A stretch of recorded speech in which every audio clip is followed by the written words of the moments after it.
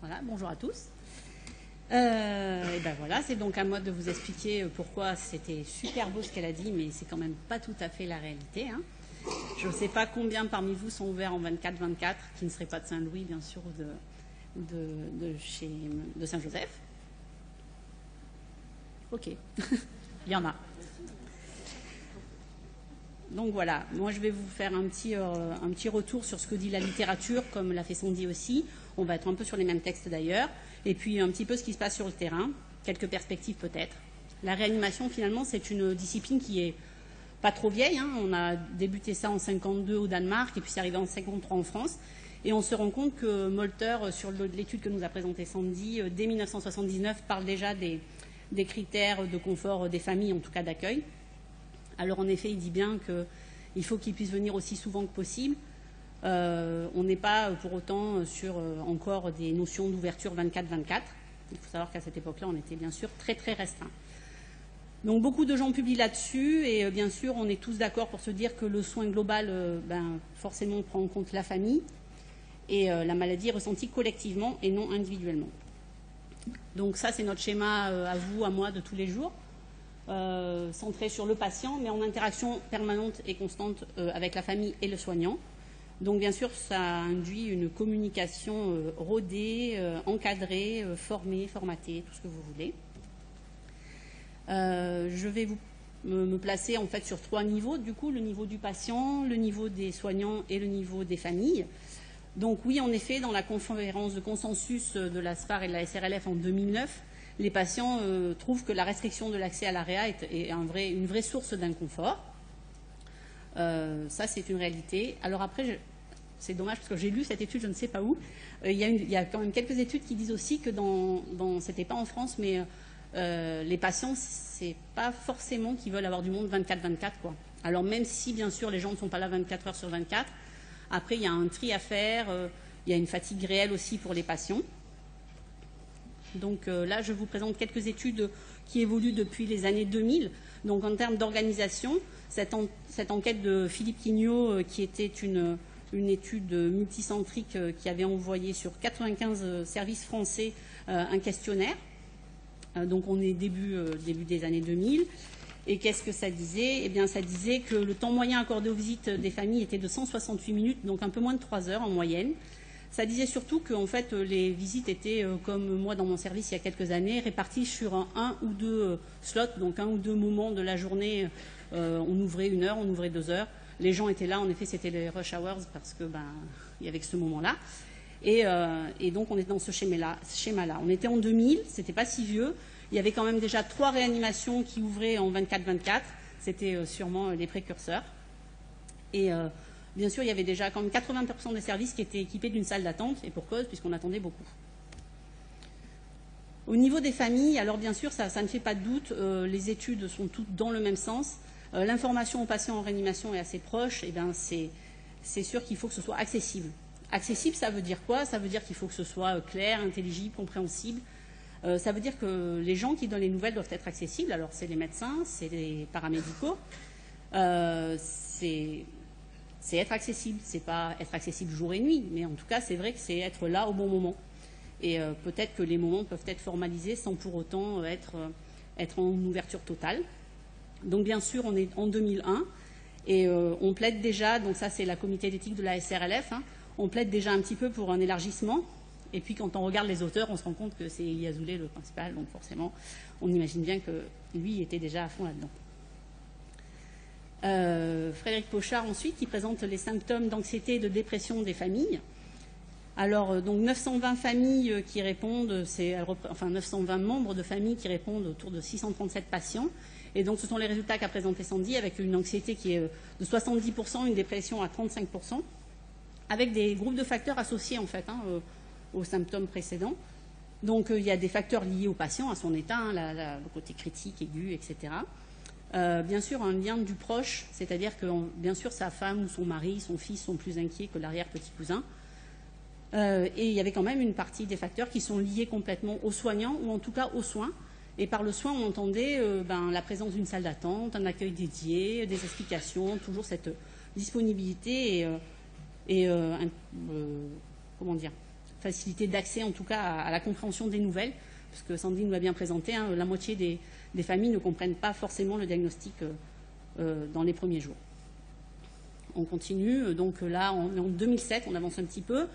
Donc en fait aux États-Unis évidemment, ils organisent une grosse revue de la littérature, plus de 300 articles reviewés, 43 recommandations en découlent, et donc les entretiens fréquents et réguliers avec les familles, le respect de la culture et des croyances, et on verra un peu plus loin que la culture des fois c'est difficile, une formation des soignants et des débriefings afin de minimiser l'impact de l'action de la présence des familles sur la santé de l'équipe, comme quoi il y a bien un impact, des horaires de visite ouverts et flexibles. Et là encore, on est sur de l'ouverture, de la flexibilité, pas forcément du 24-24. Voilà, quelques études donc maintenant côté soignant, hein, donc les gens qui se sont un peu questionnés sur les croyances, en tout cas ce que pensent les soignants, sans raison vraiment, voilà, ce qu'ils pensent au naturel, quoi, et puis finalement leur attitude aussi. Donc bien sûr, tout le monde pense que ça fait du bien aux patients de voir sa famille, là on est tous d'accord. À cette époque-là, on pensait quand même que sur le psychologique, c'était pas mal, mais peut-être sur le physiologique, il y avait des risques. Hein. On était dans cette espèce d'hyper-protectionnisme, on va ramener les microbes, on ne savait pas encore que ceux de l'hôpital étaient beaucoup plus méchants que ceux de la maison. Et du coup, on était un peu là-dedans. On pensait aussi que les familles allaient s'épuiser, on peut encore le penser peut-être, et que les visites impactaient trop sur l'organisation des soins. Finalement, là, on est en 93, c'était il y a plus de 20 ans. Et l'opinion sur les effets de la visite était plus négative que forcément pour les infirmiers que pour les familles ou les patients. Je ne vous ai pas traduit la traduction, c'est nul. Donc ça dit en fait que pour que ce soit optimisé, la situation des visites, eh bien en fait il faut que toutes les conséquences qui sont négatives aux infirmières soient diminuées le plus possible, et que pour cela il faut les encadrer, les évaluer, et corriger leur attitude. Même étude, mais quand même plein d'années plus tard, et pourtant on est toujours dans les mêmes conclusions, l'effet bénéfique sur le patient, le fait qu'on comprend mieux l'information, mais on pense quand même encore qu'une politique d'ouverture de visite n'a pas d'influence sur la récupération du patient, et que ça n'offre pas forcément plus de confort non plus sur le patient à long terme. Par contre, on est sûr que l'ouverture des visites est une entrave à la planification des soins pour carrément 3/4 des soignants. Et bien sûr, pour les soignants aussi, c'est une obligation à passer beaucoup de temps avec les familles pour expliquer, détailler. C'est-à-dire que, bien entendu, peut-être que le médecin va voir la famille un quart d'heure, 20 minutes, mais après, nous, on les a dans le box toute l'après-midi et il faut répéter, le temps qu'on comprenne, etc. Ça prend du temps.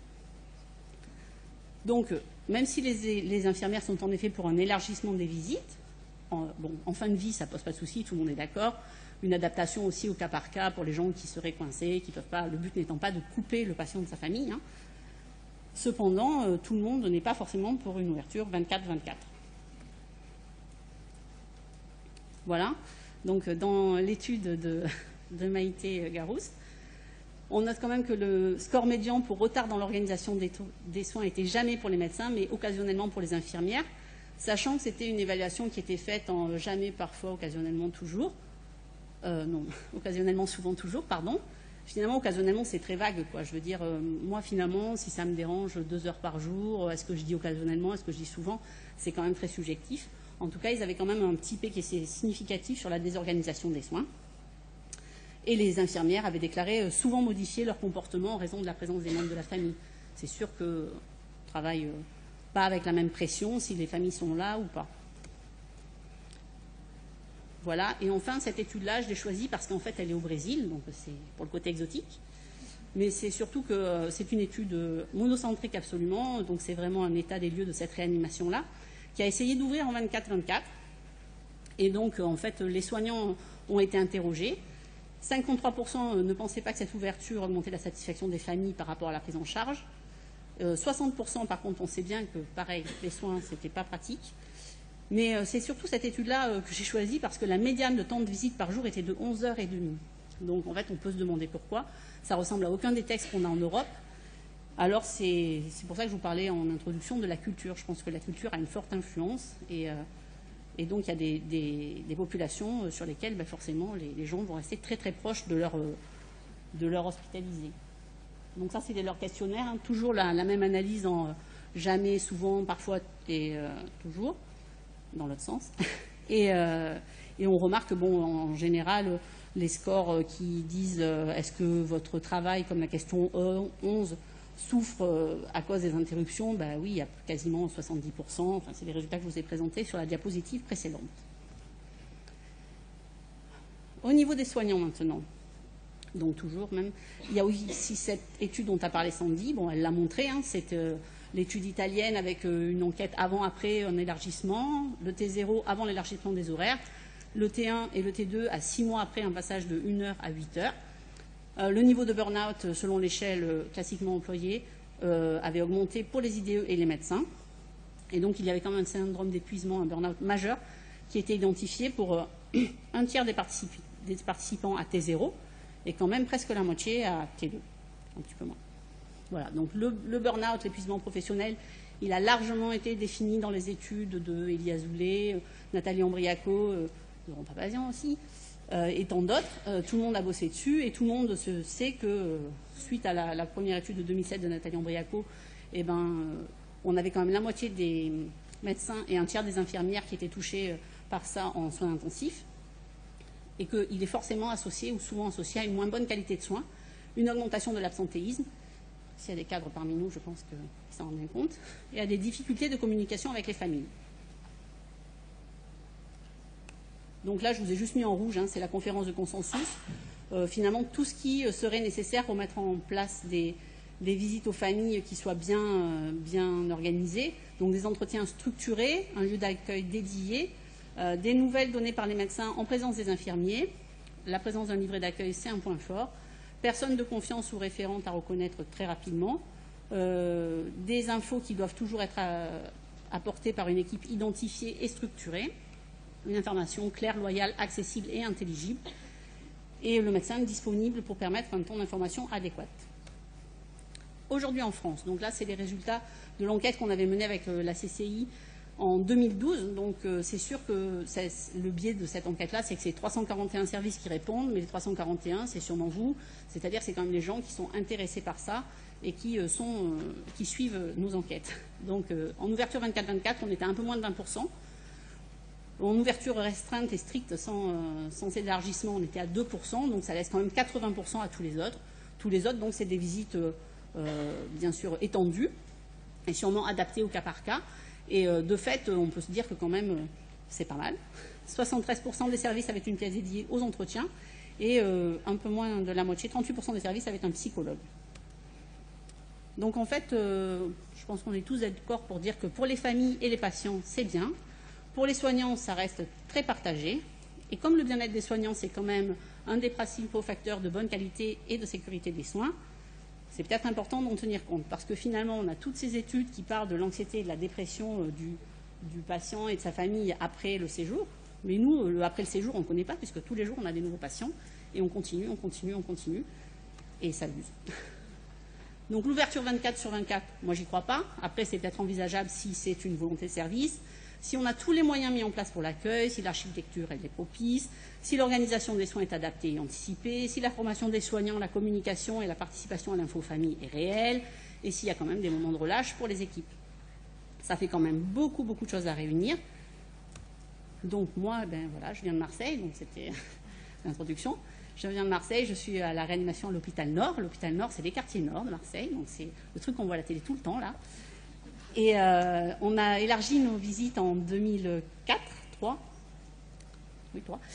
Et en fait, pas du tout. On a élargi nos visites en 2007, 9, je sais plus, 6. Ouais, 2007. Et en 2010, on a déménagé. Donc on était à l'époque dans les quartiers sud, vers la mer, vers les Calanques, tout ça. Là. Et puis on est arrivé dans les quartiers nord. Et alors, quand on était dans les quartiers sud, déjà personne ne voulait ouvrir. Et puis on s'est rendu compte, nous on a un public de greffés, donc beaucoup de mucoviscidose, donc des enfants qui sont avec une présence parentale très importante. On a beaucoup de patients chroniques. Hein. On a seulement on a une durée de séjour moyenne de 13 jours, donc c'est assez énorme. Donc quand on prend l'étude qu'a présentée Sandy, ou à J5, on se rend compte que ça continue à augmenter. Ben nous, je vous laisse imaginer, quand on a un patient qui reste 2 ans, ça arrive, rarement, mais ça arrive. Donc forcément, si on laissait ouvert 24-24, il serait là 24-24. Hein. Et donc nous, c'est organisé. En fait, 12h, 20h30, on est ouvert. On peut faire des exceptions. On s'adapte bien. Il y a un entretien qui est fixé tous les jours avec l'équipe médicale. Et on limite 2 personnes en même temps. Et bien, rien que ça, je vous jure que c'est du sport. Il faut leur réexpliquer, y retourner, enfin c'est compliqué. On n'a pas de personnel dédié, si ce n'est le temps de gérer le flux au niveau des visites médicales. Et on n'a pas de formation spécifique à la communication avec les familles pour nous. On a quand même un psychologue à plein temps, ça c'est pas mal. Donc on est, voilà, le personnel c'est ça, c'est juste pour vous dire que, ça je vous l'ai déjà dit, qu'en fait j'ai fait un petit tour rapidement avec les gens sur les dernières semaines avec qui j'ai travaillé, donc ça n'a rien du tout de formel, c'est un truc complètement comme ça. Donc sur les 31 que j'ai interrogés, donc il y avait des médecins, des AS, des aides-soignants, des ASH et des infirmières bien sûr. 23 pensaient que la situation actuelle c'était pas mal. Il y en avait une qui était OK pour ouvrir en 24 heures. Et il y en a 8 qui étaient de jour, qui voulaient surtout qu'on referme un petit peu. Donc, bon, les raisons invoquées, bien sûr, c'est la planification des soins, la difficulté à faire sortir les familles pour les soins. Nous, on a un environnement, notre réa est toute vitrée, donc c'est vrai qu'il y a le problème de l'intimité. C'est-à-dire que quand on va sortir une famille, au lieu d'aller dans la salle d'attente, ils se mettent devant le box d'à côté, donc ils regardent un petit peu comment va le patient d'à côté, c'est super. Donc si vous êtes en train de nurser, on adore. Il faut en parler avec nos AS, vous verrez, c'est un grand plaisir. La crainte de devoir former les familles aux soins, c'est quelque chose qui avait été évoqué à un moment, et finalement on s'est rendu compte que les familles ne le souhaitaient pas, ça concorde aussi avec les études, mais c'est une certitude. Le manque d'intimité pour les patients, et puis cette pression du regard, d'être observé quand on travaille en permanence, voilà.